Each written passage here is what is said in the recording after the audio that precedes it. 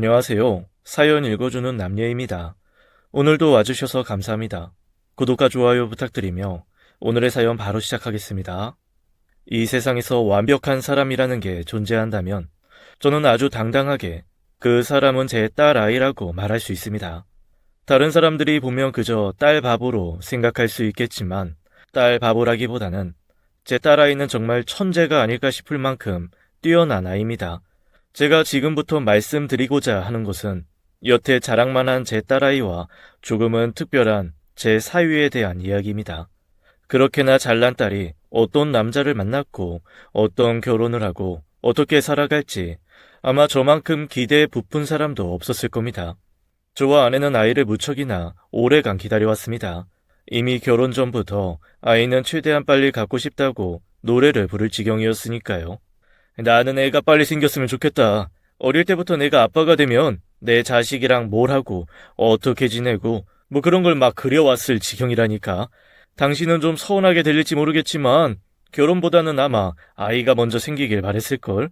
그래도 당신 닮은 딸이었으면 더 좋겠다. 나보다는 당신을 닮아야 더 귀여울 것 같거든. 그런데 꼭 이렇게 말하는 사람들이 막상 아기 낳으면 나 몰라라 한다는데? 당신도 그럴 거야? 안 그럴 거지? 그랬단 봐. 애 낳고 당신 변하면 다시 내 뱃속에 넣어버리든 데리고 도망치든 해버릴 테니까. 아내도 아기를 무척이나 좋아했어요. 그래서 아이가 생기기도 전에 아기 용품들을 보면 미리 사두기도 하고 유난이었습니다. 하지만 하늘도 참 무심하시지. 그렇게나 아이를 바라는 저희에게 제 딸아이는 조금은 느리게 찾아왔습니다. 결혼하고 10년이 지나도록 아이가 생기지 않았어요. 저와 아내가 잘 몰라서 그러는 건지 뭔지 아니면 정말 하늘의 뜻이 없었던 건지 간절히 바라고 노력을 해도 아이가 생기지 않았습니다. 의학적으로도 안 되고 그 어떤 걸 해도 되지 않자 나중에 저와 아내는 신에게까지 기대어 기도를 드리고 제사도 지내고 그랬습니다. 그렇게 노력을 해도 전혀 조짐이 없었어요. 그래서 지칠 대로 지쳐버린 저와 아내는 끝내는 아이를 입양하는 쪽이 나을까 생각했습니다. 그래서 입양 기관을 돌아다니고 한참을 알아보았었어요. 그런데 그런 저희가 안쓰럽긴 했는지 딱 그 시기에 딸아이가 생겼습니다. 그때 저와 아내가 얼마나 행복해했는지 몰라요. 대단한 축복이었습니다. 딸아이는 건강하게 태어났고 저와 아내는 세상 그 어떤 아이보다 행복하게 해주겠노라 아이에게 약속을 했습니다. 그리고 딸아이는 아내를 쏙 빼닮아 아주 예쁘게 자랐습니다. 제가 다른 아이는 키워보지 않아서 잘은 모르지만 적어도 제 딸아이는 저와 아내의 속 한 번 안 썩이고 곱게 자랐어요. 키우면서 단 한순간도 힘들다고 느꼈던 적이 없었습니다. 공부도 잘해서 한 번씩 선생님들께 칭찬을 들었으면 들었지 아이가 엇나가고 있다, 잘못되고 있단 말을 들어본 적이 없었습니다. 그리고 제 눈에만 예쁜 것이 아닌지 여러 녀석들을 만나기도 했습니다. 중학생에 접어들면서 한두 번씩 집에 남자친구를 데리고 와서 소개를 해주기도 했고 어떤 날에는 그 남자친구의 집에 초대를 받아 놀러 가기도 했죠. 만나는 것도 꼭 저와 아내에게 허락을 받고 건전하게 만났었어요. 그래서 이성의 눈을 떠도 전혀 걱정할 것이 없었습니다. 어떨 때에는 남자친구와 놀이공원에서 놀고 있다면서 저보고 오라고 한 적도 있었어요. 같이 밥 먹고 집에 들어가자면서요. 그 정도로 누굴 만나던 무얼 하던 제게 모든 걸 알려주고 걱정거리 자체를 만들지 않았습니다. 그때는 겨우 중학생 정도인지라 좋은 친구 정도로 생각하고 있는 듯 했어요. 그리고 고등학생쯤 되어서도 중학생 때와 다를 바 없었습니다. 계속 친구처럼만 지내는 듯 했고 깊은 관계로 발전하지는 않아 보였어요. 그래서 궁금한 나머지 딸아이에게 물었습니다. 정말 이성적인 관심으로 만나는 것이 맞냐고 말이죠. 그러자 딸아이가 말하길 아직은 친한 친구 같은 감정뿐이라고 하는 겁니다. 아직은 내가 그렇게 남자로서 좋다. 그런 사람은 못 만나봤어. 아직 멀었나 봐. 혹시 모르지? 대학 가면 진짜 심장이 막 떨리는 운명을 만나게 될지. 지금은 아니야. 그냥 친한 친구고 그 친한 친구가 남자애일 뿐이야. 아직 내 운명의 상대는 못 만났어. 왜 그런 말 있잖아. 진짜 사랑하는 사이면 막 귀에서 종소리가 들린다고. 그런 적 없었어. 종은 새나 울리는 거지. 네 엄마랑 나랑 만났을 때도 종은 안 울렸어. 그냥 계속 만나다 보면 좋아지고 계속 생각이 나고 뭐 계속 신경이 쓰이고 좋은 거 보면 같이 보고 싶고 좋은 거 먹으면 같이 먹고 싶고 뭐 그런 사람. 이 아빠가 우리 딸 생각하는 것처럼 계속 생각나는 사람. 가족 같은 그런 마음이 들면 그게 사랑이고 인연인 거야. 그런 별거 아닌 것 같은 마음도 아무한테나 들리지 않아. 그러니까 종소리 찾지 말고 그런 사람을 찾아. 네가 같이 있으면 편하고 자꾸만 생각나는 그런 사람. 알겠지? 뭐가 그리 급할 소냐. 제 마음 같아서는 남자친구 같은 거 50이 넘어 만나면 좋겠다 싶었습니다. 그만큼 딸아이에게만은 세상 어떤 잘난 놈이 와도 모자라 보일 것이 뻔했으니까요. 최대한 딸아이를 늦게 보내고 싶은 마음이었습니다. 하지만 그렇게도 안 올 것 같았던 시간이 흐르고 흘러 눈앞에 다가왔습니다. 딸아이는 명석한 머리로 좋은 학교에 들어갔고 거뜬히 좋은 회사에도 들어갔습니다. 하지만 자신이 갈 방향과는 다르다고 느꼈는지 그 좋은 자리들을 다 걷어차고는 사회복지사를 하겠다고 했습니다. 복지사 과정도 금방 끝내서 빠르게 자리를 잡았어요. 역시 내 딸 뭘 해도 곧잘 하는구나 싶어서 진로를 틀었어도 상관없었습니다. 그저 어딜 가던 잘할 것 같았고 그저 자랑스러울 뿐이었죠. 그리고 복지사가 되어 한 기관에 들어가고부터 딸아이가 조금은 분위기가 달라졌습니다. 처음엔 그저 좋아하는 일을 하니 변한 것처럼 느낀 거라 여겼지만 그 변한 것이 일 때문이 아니라 감정 때문이라는 확신이 생기게 되었죠. 누굴 만나고 있다는 것 같다는 눈치는 있었지만 이전 연애들과는 다르게 저나 아내에게 그 어떤 언급도 없었고 뭔가 모르게 딸아이의 행동 하나하나가 조심스러웠습니다. 먼저 이야기를 하지 않으니 굳이 묻기는 어려웠어요. 그리고 그 연애를 시작하면서 이상하게도 저와 아내에게 거리를 두는 듯 보였습니다. 그래서 아내와 저 둘 다 딸아이를 존중해 주자는 마음에서 캐무지 않았습니다. 딸아이는 사회복지사가 되고 정확히 5년 만에 처음으로 결혼 이야기를 꺼냈습니다. 평생을 함께하고 싶은 사람이 생겼다고 말해주었어요. 정말 좋은 사람이라서 엄마나 아빠가 보면 좋아하실 거야. 다른 사람도 아니고 우리 엄마 아빠라서 다른 사람들이랑은 다르게 편견 없이 봐줄 거라고 믿어. 에이, 그래? 뭐 얼마나 대단한 사람이길래 우리 딸내미가 이렇게나 자부심이 대단할까? 뭐 하는 사람인데 그래? 나이는? 생긴 건 어떻고? 그쪽 부모님은 뭐 하시는 분인데? 만나서 확인해. 무슨 호구조사하는 것도 아니고 그게 뭐야. 그냥 평범한 집안의 평범한 사람이야.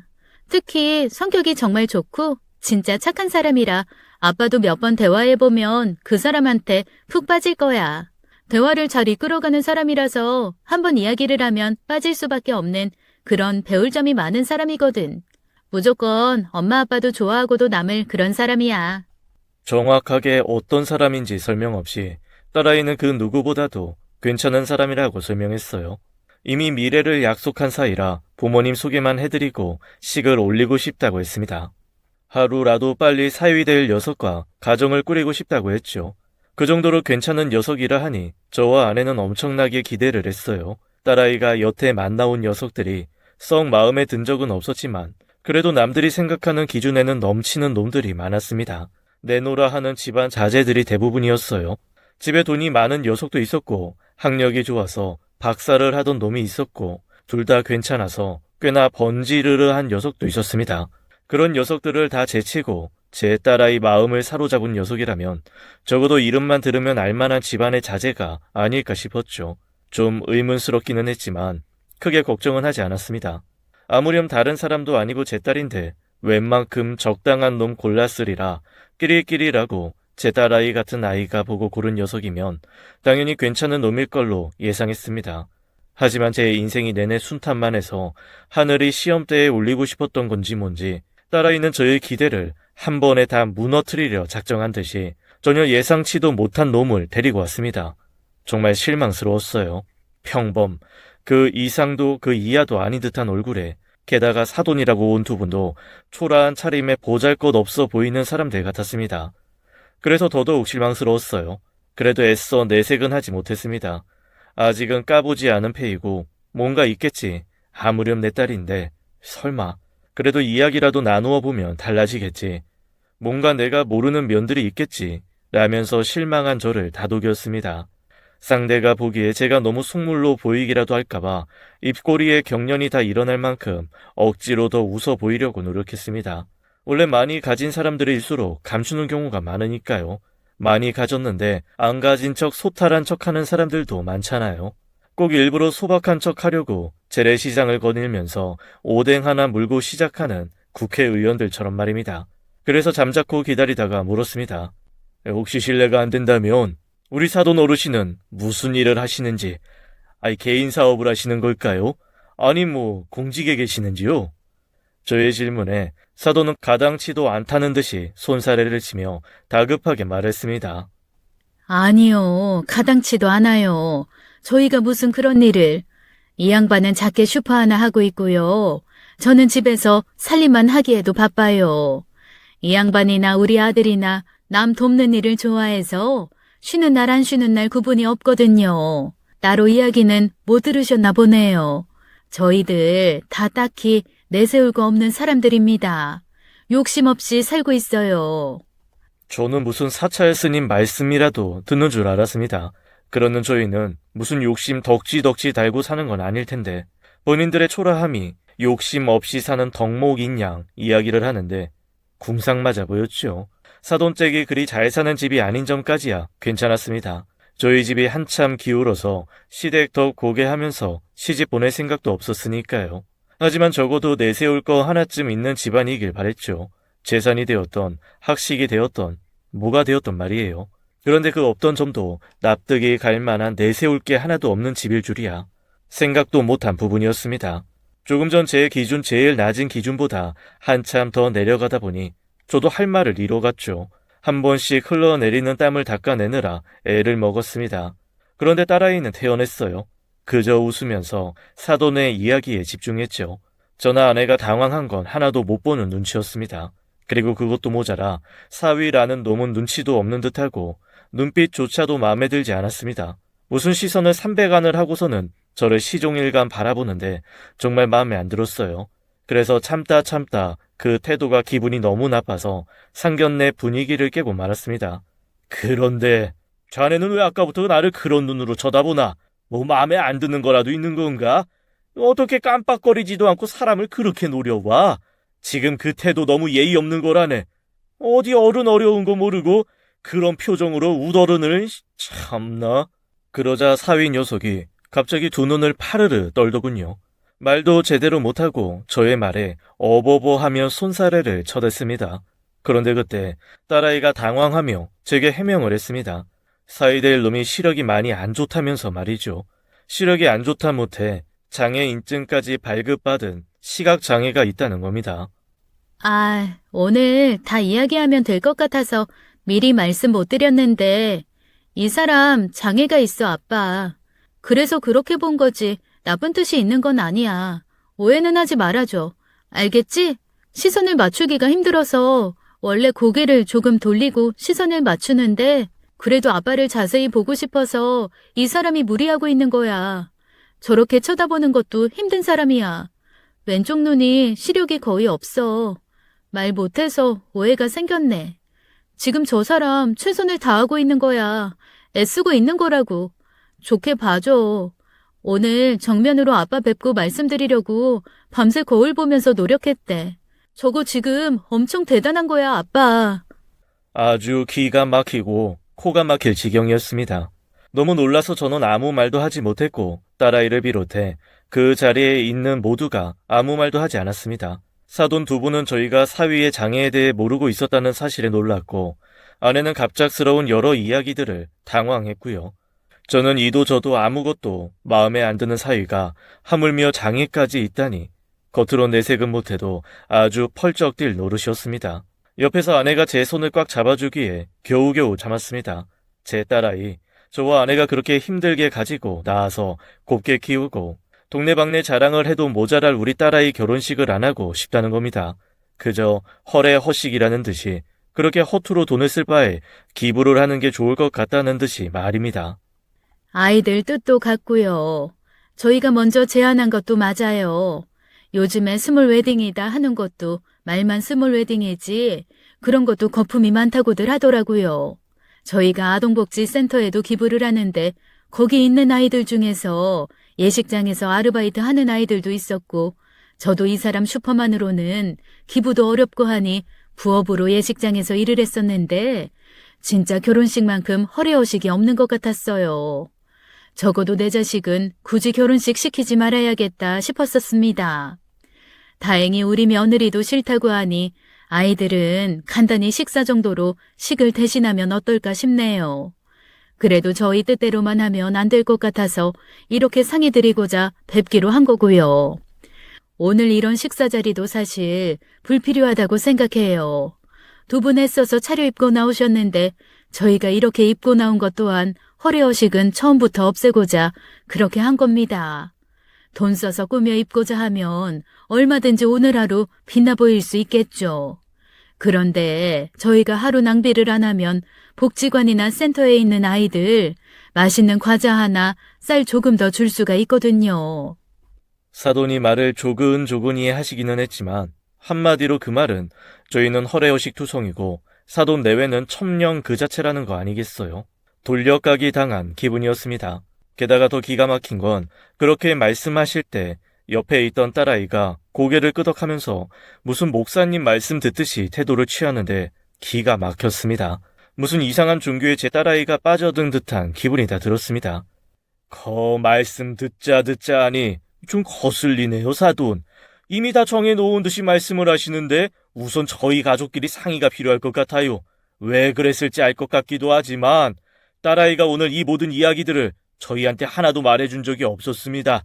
그리고 사위될 저분이 장애인이라는 것도 몰랐고요. 입장 바꿔 생각해보세요. 사돈 내외분 딸이 있는데 사위라고 데려온 게 자기 앞도 제대로 못 보고 그것도 모자라서 그 부모가 가진 것도 집불 없으면서 바라는 게 이렇게 많은데 아쉽게 결혼시키는 것도 환장할 노릇인데 머리 조아르기까지 바라는 건 아니지만 적어도 양심이라는 게 있으면 장애 그거 하나만으로 저희한테 그런 태도를 부리시면 안 되는 거 아닙니까? 앞도 안 보이는 아들 내놓으시면서 무슨 허레이 참나. 차라리 솔직하게 말씀하세요. 애들 식 치러줄 돈이 없다고 고작 작은 슈퍼 하나 하시면서 버거우시겠죠. 그렇다고 저희가 무슨 사돈 덕 보면서 딸아이 보낼 생각은 없었습니다. 차라리 솔직하게 말씀을 하시면 우리가 다 부담하겠다. 그렇게 결혼시키겠다. 그렇게 말했을 겁니다. 돈만 없는 게 아니라 무슨 양심도 없는 인간들. 저는 화가 나서 딸아이와 아내 손을 잡아 끌어 그 자리에서 나와버렸습니다. 제게 질질 끌려오던 딸아이는 마구 울음을 터뜨리는 겁니다. 제가 단단히 실수를 한 거라고 말이에요. 저는 멈춰서서 딸아이 머리통을 빡 때려버렸어요.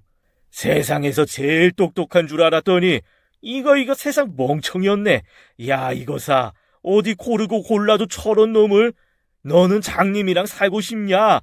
배는 것도 없는 놈이 앞으로 미래고 뭐고 있겠어. 아니, 어느 정도껏 안 좋아야 말을 더 섞거나 보지. 어디 이런. 절대로 안 돼. 저딴 놈이랑 연애를 한다고 해도 도시락 싸서 말리고 다닐 판에 결혼. 참내. 올해 들어본 소리 중 제일 기가 막힌 코미디다. 넌 머리가 장식이야. 저런 놈이랑 결혼하면 너 고생 뻔해. 기부, 사회 환원, 돈 없어서 지 새끼 식도 안 올린다는 것들이 남의 새끼 도와줄 생각부터 하는 게 이미 주제도 모르는 거요. 저딴 것들한테 내가 널 보낼 것 같아? 내 눈에 흙이 들어가도 안 되고 차라리 그럴 거면 너 혼자 살다 죽어. 누굴 만나라고 결혼하라고 안 할 테니까 그냥 혼자 살아. 저런 놈은 텄어. 재수 없을라니까 별놈이다 꼬여서는.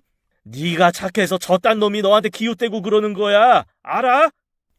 그런 거 아니야. 아빠가 너무 몰라서 그래. 내가 미리 다 설명했을 거라고 알고 계셔서 말에 오해가 좀 생긴 것 같은데 진짜 좋으신 분들이셔. 그리고 나 저 사람 사랑해, 아빠. 엄청 많이 사랑해.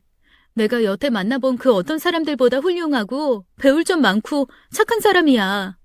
그래서 눈 안 보이는 것쯤 아무것도 걸림돌이 되지 않아. 아빠 말대로 나 착하고 똑똑한 딸이야. 내가 선택한 사람이야.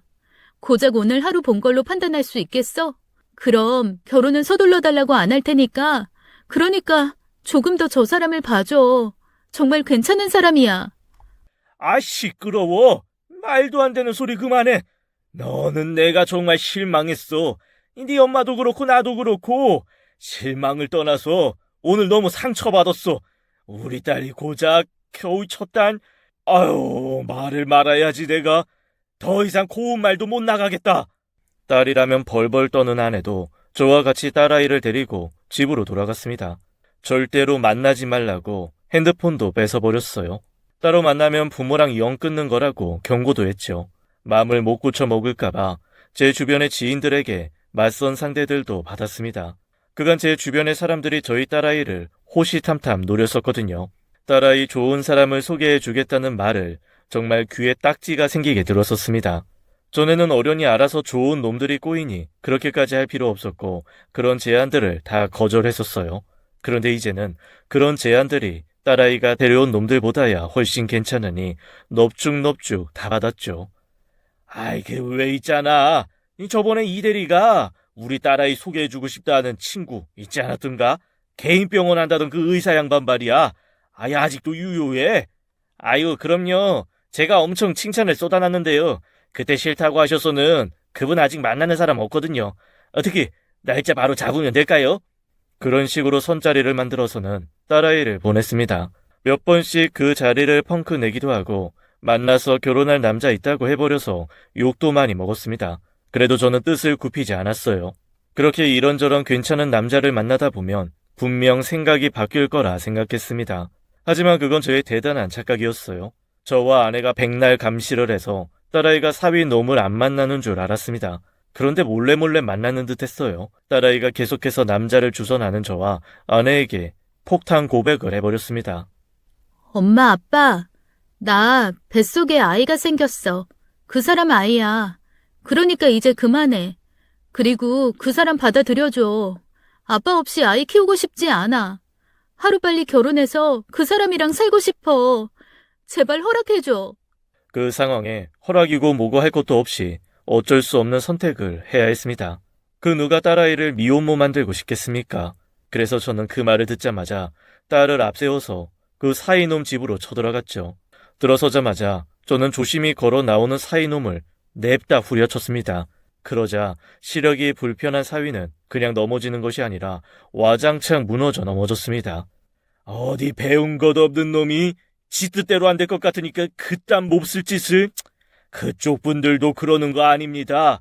어른이 돼서는 아들을 곧따위로 키웠습니까? 어디 남의 귀한 딸을 함부로. 에라잉, 망할 놈의 집안 같으니라고. 화가 머리끝까지 치밀었지만 그래도 딸아이 뱃속에 제 손주가 있다고 하니 더는 심하게 할 수 없었습니다. 씩씩대면서 그 집에서 나와버렸고 몇 걸음 더 못 가서 그 집 대문 앞에서 눈물을 뚝뚝 흘렸습니다. 그 당시에는 꼭 제 자신이 인생의 패배자가 된 기분이었어요. 그러자 딸아이가 절 위로한다는 듯이 제 등을 쓸어주더군요. 저는 그런 딸아이의 손길을 뿌려치며 자, 이제 네 뜻대로 다 되니 좋냐? 부모 가슴 찢어놓고 잘 살 수 있을 것 같아? 분명 네가 후회해. 사람은 짝은 어느 정도 맞는 사람끼리 만나야 하는 거야. 알아? 네 엄마와 나처럼 잘 통하고 누가 봐도 잘 맞는 사람이 만나야 한다고. 분명 나랑 네 엄마 말 안 들은 거 땅을 치고 후회할 거다. 말은 그렇게 독하게 뱉었지만 그래도 후회할 일 없이 살길 바랬죠. 어느 부모가 자기 딸이 결혼 망치고 후회하는 인생을 살길 바라겠습니까? 속상한 마음에 그냥 막 뱉어내버린 말들이었습니다. 그 일이 있고 얼마 지나지 않아 저와 아내는 딸아이 웨딩부터 식장까지 모든 걸 다 준비해 주었습니다. 그놈의 허례허식, 내 평생 딸아이 하나 있는데 저와 아내에게는 허례허식이 아니라 평생에 한 번 있을 경사였으니까요. 사돈 내외는 그렇게 싫으시면 안 와도 된다고 한 소리 해버렸죠. 두 집안의 결합이니 우리 뜻 또한 무시하면 안 되는 거라고 말이에요. 물론 축의금은 기부하기로 했습니다. 하객들도 초대를 많이 안 했어요. 저는 부끄러웠거든요. 주변에서 소개해준다는 사람들 다 거절하고 얼마나 잘난 놈이랑 결혼할지 벼르고 있을 게 뻔했기에 그런 사람들에게 그 지경인 사위를 보여주기가 부끄러웠습니다. 그렇게 재고재서 벌 받은 거다. 고작 그런 놈이냐 소리를 듣기 싫었어요. 그래서 20명도 되지 않은 하객들이 왔습니다. 하지만 신랑인 사위 측 하객은 너무나 많이 와서 되돌아가시는 분들이 많았습니다. 그쪽 입장에서야 얼마나 자랑들을 하고 싶었겠어요. 허례허식이니 뭐니 고상을 떨었어도 누가 봐도 예쁘고 잘난 내 딸, 세상 만사에 자랑하고 싶었겠죠. 지 아들은 장애에 뚜렷한 직업도 없는 무지렁이 같은 놈이지만 분수에 안 맞게 저희 딸은 그럴싸한 직업에 예쁘고 저와 아내 같은 그럴듯한 부모도 있으니까요. 그나마 엄청 가까운 지인들만 왔음에도 수군대는 소리를 많이 들었습니다. 아이 뭐야, 뭐 좁단 신랑을 만났어. 얘기 들어보니까 장애 있다며. 지금이야 한쪽 눈이지만 원래 한쪽 눈이 그러면 다른 쪽 눈도 금방 안 좋아진대. 그러다가 딸내미 심청이같이 살게 생겼어. 아이 좀 말리지 그랬어. 나 같으면 도시락 싸들고 다니면서 말리겠구먼. 어쩌겠어. 얘기 못 들었어? 애가 들어섰다잖아. 장애 있고 형편 안 좋다고 불쌍하게만 볼 게 아니다. 꼭 저런 사람들이 그쪽으로 머리가 밝아. 곰새부터 만든 거 봐. 뻔하지. 작정하고 그리 만든 거야. 애 때문에 꼼짝없이 결혼할 거 다 계산 때린 거지. 못 가지고 부족한 사람들이 그렇게나 간사하다. 주변 사람들 눈초리나 뒷말이야 진작에 각오했었으니 그러려니 했습니다. 그 말인즉슨 그들이 봐도 제 딸아이가 한참 아까우니 하는 말일 거잖아요. 그리고 집도 저희가 부담해서 구해주었어요. 사돈말로는 사돈댁에서 다 같이 살면 된다고 말했는데 그때 사위 패러 갔을 때 집 꼴을 보니 그런 집에서 신혼살이 시키고 싶지 않았습니다. 많이 낡은 집이었고 운영한다는 슈퍼와 붙어있는 작은 복층 집이었거든요. 그런 집에 보낸다면 도저히 두 다리 뻗고 잘 수 없을 것 같았습니다. 입주할 신혼집 정리를 하면서 그의 손주가 태어날 예정이니 방 하나를 아기 방으로 꾸며주기까지 했죠. 아들일지 땅일지 아직 모른다고 해서 2개 다 샀어. 핑크색, 파란색 둘 다. 아기 옷 점원이 그러는데 요새는 성별 구분 없이들 산대. 어찌되었든 애도 생긴 마당에 내가 싫다고 뭘도 어떻게 하겠어. 애 잘 낳고 잘 키우고 아쉬운 대로 살아야지. 그 애만 아니었으면 내가 너 데리고 외국에서라도 나가서 너희 둘 다 떼어놓았을 거다. 나중에 결혼하고 후회가 들면 아이 탓해. 네 엄마랑 난 분명 반대했어. 지금도 애만 아니면 정말. 어휴. 뭘 이렇게 빨리 샀어. 좀 더 배부르고 사도 되고 낳고서 장만해도 안 늦는데. 아빠도 참 방까지 다 꾸며버렸네. 아무튼 고마워. 아니지. 아이한테 고맙다고 해야 하나? 덕분에 남편 안 놓치고 결혼할 수 있게 해줘서 말이야. 허락까지는 아니지만 어쩔 수 없이 딸아이와 사위를 시작하게 될 수밖에 없던 건 전적으로 뱃속의 아이 때문이었습니다. 아이만 안 생겼어도 저는 그런 결정을 절대로 하지 않았을 거예요. 그렇다고 해서 사위를 사위 취급하지도 않았습니다. 얼굴만 봐도 화가 치밀러 오르더라고요. 첫날 우리 집에 와서 같이 술을 한잔하는데 저한테 한 잔 받을 때도 잔이 얼마나 떨리고 위치도 제대로 못 맞추던지 그런 모습에도 아주 화딱지가 나서는 같이 밥을 먹다가 다 안 먹고 저는 자리에 일어나 방 안으로 들어가 버렸습니다. 술도 제대로 못 받는 놈이랑 내가 뭘 해? 밥을 먹든 말든 배는 거 없는 놈이랑 알아서들 해요. 난 더는 못하겠으니까. 억지로 하는 것도 청도 것이지. 더는 가식적인 행동 못하겠다 난. 사위 취급이라기보다는 장애가 있다는 이유로 사람 취급도 하지 않았죠. 제 자신도 정을 붙여보려고 노력 많이 했는데 도저히 사위라는 놈 보기도 싫고 정도 안 가고 그 흔한 동정심도 안 갔습니다. 그저 멀쩡한 내 딸 뺏어간 사지도 멀쩡하지 못한 놈이었어요. 아마도 딸아이에 대한 기대감이 워낙 컸고 그만큼 실망감도 커서였던 것 같습니다. 딸아이가 그렇게 결혼을 하고 처음으로 저와 아내 손을 떠나 살기 시작했어요. 매일 보던 딸을 못 보니 그렇게 그립고 서운할 수가 없더라고요.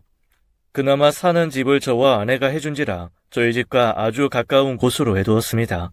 그래서 정말 매일 갔어요. 찾아가서 어찌 사는지도 자주 둘러보고 아내는 딸아이가 꼭 7살 어린 딸인 듯 하나부터 10까지 챙겨주기 바빴죠. 그 정도로 텀없이 자주 가던 중에 어찌저찌 딸아이가 결혼한 지도 반년이 넘어갔습니다. 그런데 이상했어요. 어느 날 아내가 그러더라고요. 딸아이 배가 안 불러온다고요. 적어도 2-3달 후부터라도 배가 좀 나와야 하는데 아무리 아이가 말랐다 한들 아무 변화가 없다고 말입니다. 산부인과 가는 날 같이 가자고 하니까 이서방이랑 같이 갈 거라고 나랑은 죽어도 안 가더라고. 혹시 그새 애한테 문제라도 생긴 건가? 아니지. 그럴 사이도 없이 우리가 자주 들러봤었는데 그럴 리가 없지. 무슨 일일까, 여보? 아내의 말을 듣자마자 순간 제 뒤통수가 따끔하는 겁니다. 확 든 생각이 혹시 처음부터 애가 없었던 건 아닐까라는 의심과 확신이 한 번에 들었어요. 딸아이를 키우는 내내 단 한 번도 거짓말을 들은 적이 없었습니다. 그래서 당연히 아이가 생겼다는 딸아이 말에 바로 받아들였던 거죠. 그 어떤 의심도 없이 말입니다. 아내의 말을 듣자마자 아차차 싶더라고요. 왜 그 당시에 병원에 같이 가볼 생각을 일절하지 않았을까요? 딸아이에게 확인을 하지 않고 곧이곧대로 그 말을 믿었을까 하고요. 그간 딸아이가 보였던 의심스러운 말과 행동들이 주마등처럼 스쳐가면서 정신을 차려보니 전 이미 딸아이 집 앞에 서 있었습니다. 문을 열어주자마자 저는 집에 쳐들어가듯 들어서 바로 물었어요. 너 설마 아이가 처음부터 없었던 거야? 바른데도 말 못해. 아이가 생긴 적도 없었던 거지. 그렇지. 결혼하려고 나 속인 거지. 네 엄마도 나도 네 말에 깜빡 속은 거지. 그렇지? 그러자 딸아이는 고개를 푹 숙이고는 눈을 마주치지 않은 채 응이라고 했습니다. 저도 모르게 손이 올라가서 딸아이 뺨을 때렸습니다. 모든 걸 각오하고 살았는지 울지도 놀라지도 않더라고요. 그저 미안하다고 사과할 뿐이었습니다. 아빠, 미안해. 그렇게 안 하면 허락 안 해줄 게 뻔해서 어쩔 수 없었어. 속여서 미안해. 그런데 지금 날 봐. 나 행복하게 잘 살고 있잖아. 그럼 된 거 아니야? 물론 엄마 아빠 속인 건 잘못된 거지만 결론적으로 나 행복하잖아. 누구보다 잘 살고 있잖아. 그리고 여전히 변함없이 난 그 사람 사랑하고 아무것도 후회하지 않아. 그러니까 좋게 생각해줘. 아이는 없으면 좀 어때? 요즘에는 일부러 늦게 가지기도 하고 아니면 아이 없이도 둘이 행복하게 도란도란 잘 살잖아. 그렇게 중요한 거 아니잖아. 너 내가 손주 생겼다고 좋아하고 네 엄마가 축하해주고 저쪽 방 애기 방으로 쓰라고 정성껏 꾸며주고 할 때 그때라도 말할 수 있었잖아. 네 아빠 이렇게 바보 만드니 속이 시원하냐? 몇 번이고 사실대로 말할 기회 있었는데 일부러 말 안 한 거잖아. 실망을 넘어서 아주 괘씸하다.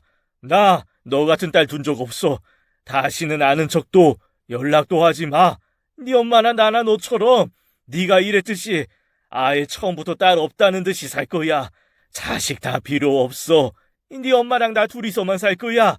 딸아이에게 맘에도 없는 말로 상처를 주고는 다시 보지 않을 거란 말하고 집으로 와서 아내에게 사실을 말해주었습니다. 아내는 저보다도 더 힘들어했어요. 딸아이의 결혼에 대한 아쉬움이라기보다는 딸아이가 오죽했으면 그랬겠냐고 안쓰러움에 힘들어하더라고요. 당신 기억 안 나? 우리 딸 초등학생 때 담임선생님이 선의의 거짓말 숙제로 내줘서 부모님께 감사하다는 인사 10번 하라고 했었잖아. 그때 7번인가 하다가 도저히 마음에서 우러나오질 않는다고 10번 다 못 채우고 갔잖아. 그런데 그 7번 중에서도 한 번은 거짓말했다고 다음 날인가 그 어린애가 알아누웠었잖아. 거짓말한 게 마음에 걸린다고. 그럼 그동안 애가 얼마나 힘들었겠어. 그럼 별거 아닌 거짓말도 못하는 애가 그동안 우리한테 거짓말하기까지, 숨기기까지 얼마나 힘들었겠느냐고. 우리 딸이 그런 애잖아. 난 너무 안쓰럽고 가슴 아프다. 그러니까 그만하자 우리. 아쉬운 결혼인들 어쩌겠어. 애가 없었다 한들 지금 와서 뭘 어쩌겠어. 결혼을 파토내기라도 할 거야? 못하잖아 당신도. 그냥 받아들이자.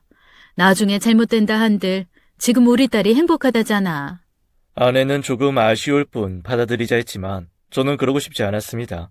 아이도 없는 판에 차라리 잘된 거다 싶더라고요. 딸린 애가 없으니 헤어지기도 별 문제 없을 것 같았으니까요. 늦지 않게 딸아이와 사위를 갈라놓을 생각만 했습니다. 그래서 다음 날부터 딸아이를 쫓아다니면서 이혼하라고 했어요. 그런 놈이랑 살 바에는 차라리 이혼녀가 되는 게 낫다고 말이죠. 어쩔 수 없이 살아야 하는 유일한 이유였던 아이도 없어진 마당에 말입니다. 그러자 딸아이는 제게 처음으로 실망했다면서 딸아이 쪽에서 먼저 인연을 끊자 하더라고요. 난 다른 사람은 몰라도 아빠는 날 가장 잘 이해해 줄 거라고 생각했는데 어떻게 아이가 없다고 남편이랑 이혼하라는 말을 그렇게 쉽게 할 수가 있어? 내 마음이 그렇게 가벼워서 남편을 택한 것 같아? 왜 내가 그 사람 진심으로 사랑한다는 말은 죽어도 안 믿어?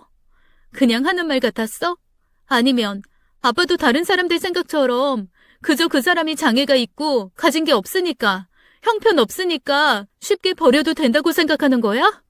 그렇다면 정말 실망이야.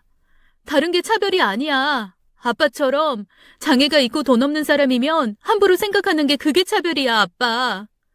나 어릴 때 아빠가 분명히 나한테 말했어. 장애가 있건 가진 게 없건 우리와 다르건 결국 다 같은 사람이라고. 괜히 안 좋게 보고 선입견 가지고 그러면 그거 자체로 나쁜 사람인 거라고. 다 똑같은 기준으로 그 사람의 본체를 봐야 하는 거라고 말했었잖아. 그랬던 아빠가 어떻게 이렇게 이중잣대를 내밀 수가 있어? 정말 실망이야. 아빠야말로 사람 차별하고 학대하고 그런 사람들이랑 다를 바 하나 없어. 똑같아. 나야말로 다시는 아빠 보고 싶지 않아. 겉으로 보이는 장애만이 다가 아니야. 아빠 딸도 겉으로 보기에나 멀쩡하지 속은 성한 곳 하나 없고 멀쩡한 곳 하나 없다고. 아빠가 보는 게 다가 아니야. 딸아이는 얼마 지나지 않아서 사는 곳도 이사를 해버렸습니다.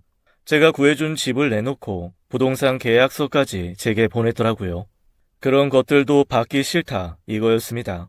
제가 딸아이와 사위를 축복해서 지원해준 게 아니라 장애가 있고 가진 게 없는 사위를 동정해서였다는 게 이유였습니다. 딸아이뿐만 아니라 저도 화가 잔뜩 나 있었던 터라 그런 식으로 딸아이가 연락을 끊어도 신경 쓰지 않았어요. 나중에 되어서 돈 없다고 불명 연락 올 거다. 그런 놈이랑 결혼할 걸 후회할 거다. 이혼하고 돌아오면 나야말로 안 받아줄 거라고 벼르고 있었습니다. 하지만 1년이 지나고 2년이 지나도 딸아이에게는 연락이 없었고 아쉽고 보고 싶은 건 그저 저였고 제 아내였습니다. 아내는 걱정이 된다면서 따로 알아봐야 하는 건 아니겠냐고 절 닥달했어요. 하지만 저도 자존심이 있었던 터라 딸아이가 지쳐서 연락 올 때까지 두라고 했죠. 여보, 아무리 그래도 우리 하나밖에 없는 딸인데 그렇게 매정하게 그러면 안 되죠. 결혼 하나 잘못했다고 우리 딸 아닌 건 아니잖아요. 그리고 이제 와서 조건 좀 안 좋으면 어때요? 우리 딸이 만족하고 행복하면 그만인 거죠. 그냥 다 이해하고 받아주는 걸로 해요. 집도 지금 어디서 사는 건지 알 수도 없는 노릇인데다가 뻔하잖아요. 안 좋은 데서 제대로 못 살고 있을 건데 우리가 찾아가서 우리가 졌다고 두 손 두 발 다 들었다고 원래 집에 다시 들어와서 살라고 합시다. 네? 독한 기집애. 아이 치만 고집 있고 성질 있는 줄 아나? 우리가 지를 어떻게 키웠는데 온실 속 화초처럼 금이야 오기야 키웠는데 어디 그런 놈을 만나가지고 휘둘려서는 우리를 버리고 나쁜 계집애 내버려둬. 당신도 괜히 마음 약해져서는 찾아다니지 마. 하지만 정작 그렇게 말한 제가 제일 먼저 딸아이가 일하는 곳에 찾아갔습니다.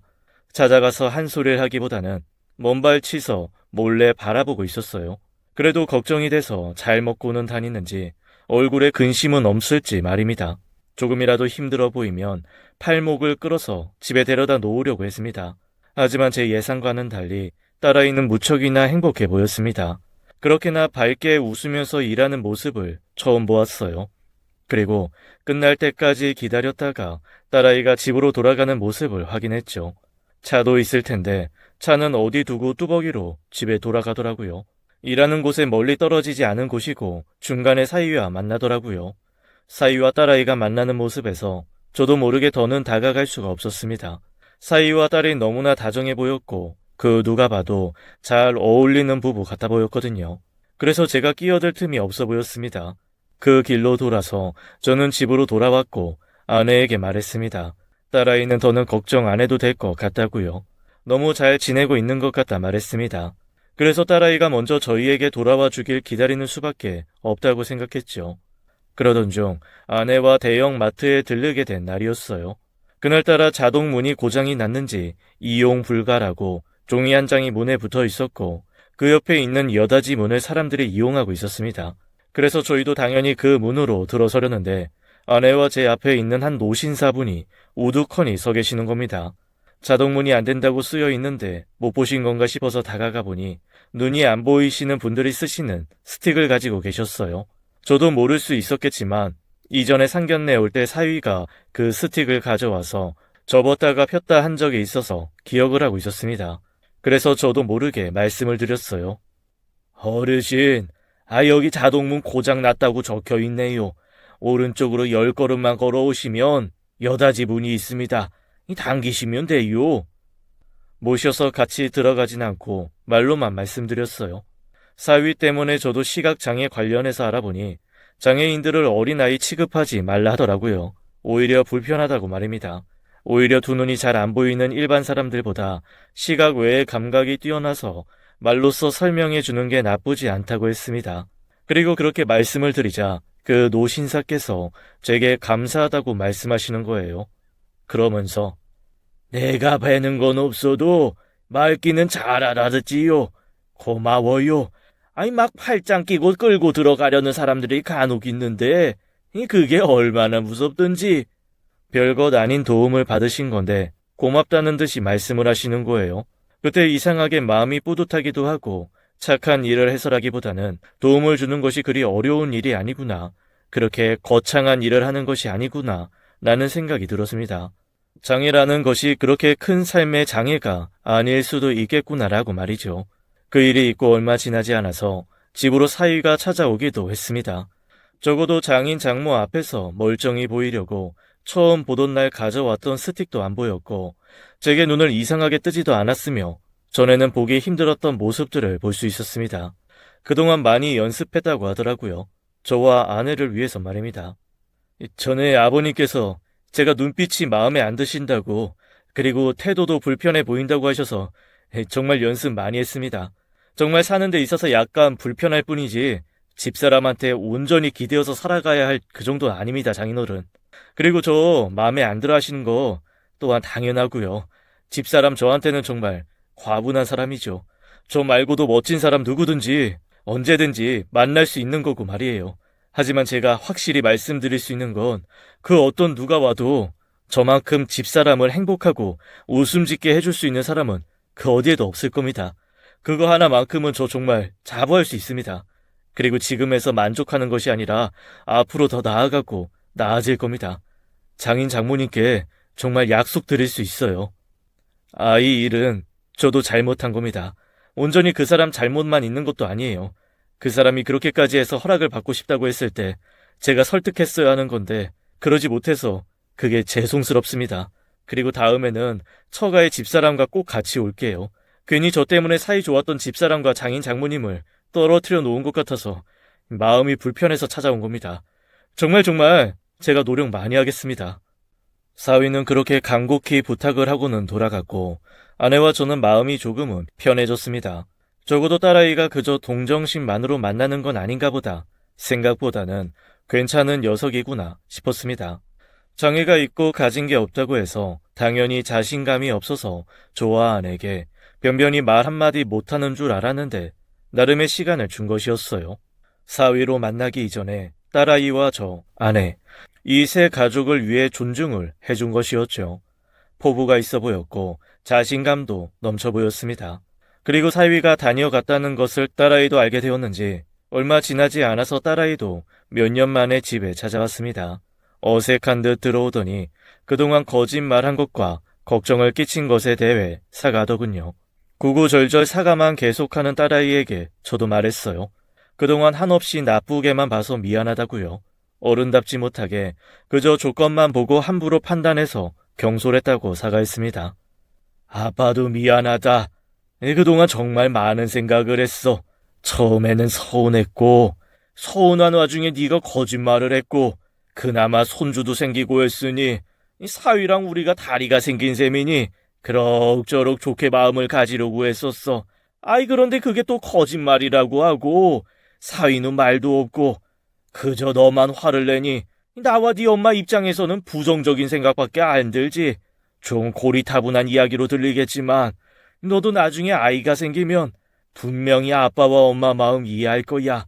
늘 너한테 이야기했잖냐. 오래도록 기다려왔던 아이라 남들보다도 더 유별나다고 말이야. 언제가 될지는 모르겠지만 너한테도 아이가 아니지, 첫 아이가 생길 테니 그때 되면 조금 더 엄마 아빠 마음 분명히 이해하게 될 거다. 그런데 조의 말이 끝날 때부터 딸아이의 안색이 좋지 못했습니다. 무언가 할 말이 있는데 못하는 듯한 눈치였어요. 한참을 뜸을 들이다가 뒤늦게 입을 열었습니다. 우리 아이 못 가져. 평생을 기다려도 못 가진대. 내가 자궁벽이 평균보다도 훨씬 얇아서 절대로 아이가 생길 수가 없대. 아예 불임 판정 받았어. 병원에서는 유전일 수 있다고 그러더라. 엄마 아빠도 나 가지기까지 정말 힘들었다고 했었잖아. 거의 기적이었다고 말이야. 그런데 나는 그 기적도 안 생길 거래. 완전 시한부 판정처럼 받아버렸어. 그래서 눈이 불편한 남편이나 임신이 절대로 어려운 나나 다를 바 없다고 생각해. 진작에 엄마 아빠한테 말하고 싶었는데 혹시나 내 결점 때문에 어쩔 수 없이 남편 만난 거냐고 생각할까봐 말 못했어. 아이는 못 가져. 엄마 아빠 미안해. 이것도 말할 수가 없었어. 엄마랑 아빠가 너무 가슴 아파할까봐 차라리 숨기는 게 나을 거라고 생각했어. 미안해. 너무 청천벽력 같은 말이었습니다. 저는 놀랐고 아내는 유전이라는 말에 미안해하면서 그 자리에 털썩 주저앉아 울었습니다. 그래도 난 괜찮아. 지금은 남편 만나고 많이 괜찮아졌어. 그런 것쯤 아무런 장애가 되지 않는다고 날 많이 위로해줬거든. 결과적으론 남편이나 나나 둘 다 피할 수 없는 운명인 거고 둘이서 잘 극복하고 살아가기로 약속했으니까 괜찮아. 아이는 없으면 어때? 엄마랑 아빠도 아이 없이도 살 생각했었다고 했잖아. 그러니까 괜찮아.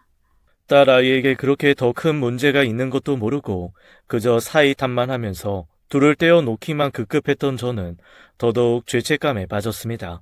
그래서 한동안은 이런저런 생각들보다는 그저 서로를 위로하고 장애를 감싸주며 더더욱 두터운 사이가 되었습니다. 그리고 딸아이가 결혼을 하고 10년쯤 지나서 저와 아내처럼 아이의 엄마가 되었어요. 물론 마음으로 낳은 자식이었고요. 지금은 그 손주가 고등학생이 되어 훌쩍 커버렸습니다. 다른 가정들과 다를 바 없이 평범하고 화목하며 서로를 가장 잘 이해하고 위해주며 살아가고 있습니다. 어쩌면 이렇게 될 운명이지 않았을까? 그 운명을 내가 애써 상처 주며 거스르려 한 건 아닐까 한 번씩 반성하기도 합니다. 남과 좀 달라도 조금은 부족해도 조금은 불편하고 장애가 있어도 그 모든 걸 다 보듬어줘야 하는 게 가족인데 그걸 여태 제가 몰랐습니다. 지금까지 사연 읽어주는 남녀였습니다. 끝까지 함께 해주신 여러분 감사드리며 저희는 다음 사연으로 돌아올게요. 감사합니다.